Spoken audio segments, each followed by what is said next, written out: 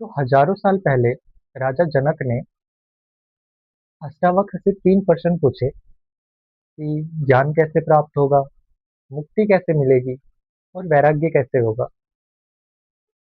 अष्टावक्र ने राजा जनक को बिना किसी भूमिका के बोला कि अगर तुम मुक्ति पाना चाहते हो तो विषयों को विष के समान त्याग दो और दया, क्षमा, सरलता, सत्य और संतोष को अमृत के समान पान करो। मतलब इन सब चीजों का अमृत के समान पान करो।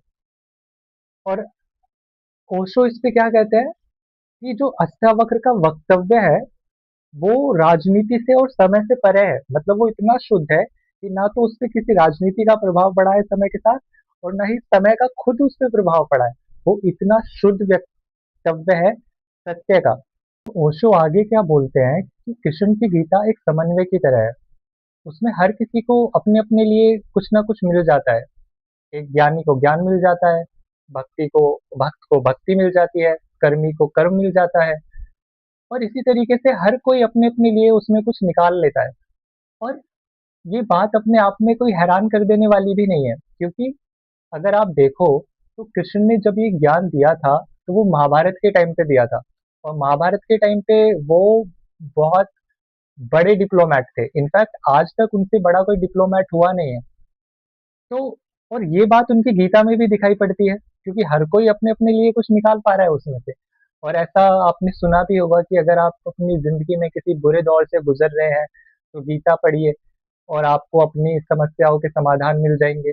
परंतु हर कोई अलग अलग चीजों से गुजर रहा है, पर फिर भी उसमें अपनी सहूलियत के हिसाब से वो समाधान खोज लेता है। तो कृष्ण की गीता कुछ इस तरीके से लिखी गई है, परंतु जब बात होती है अष्टावक्र गीता की तो वो एक गणित के वाक्य की तरह है। उसमें दो और दो चार ही होते हैं, दो और दो पांच नहीं हो सकते। जबकि कृष्ण की गीता में और दो पांच होने की भी छूट दी जाती है। और यही अंतर है कृष्ण की गीता में और अष्टावक्र की गीता में।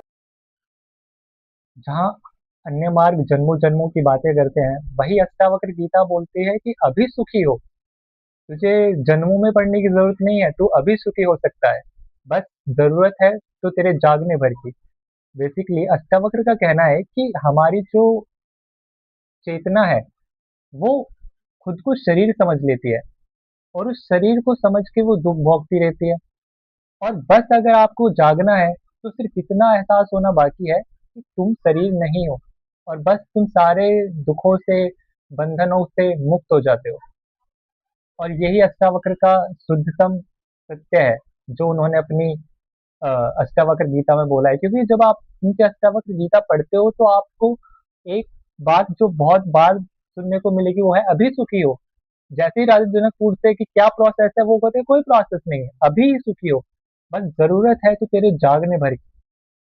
इट इज लाइक कि तू नींद में है और बस तुझे जागना है उस भ्रम को तोड़ने के लिए जिसमें तू है। और वो भ्रम क्या है? वो भ्रम है दुख।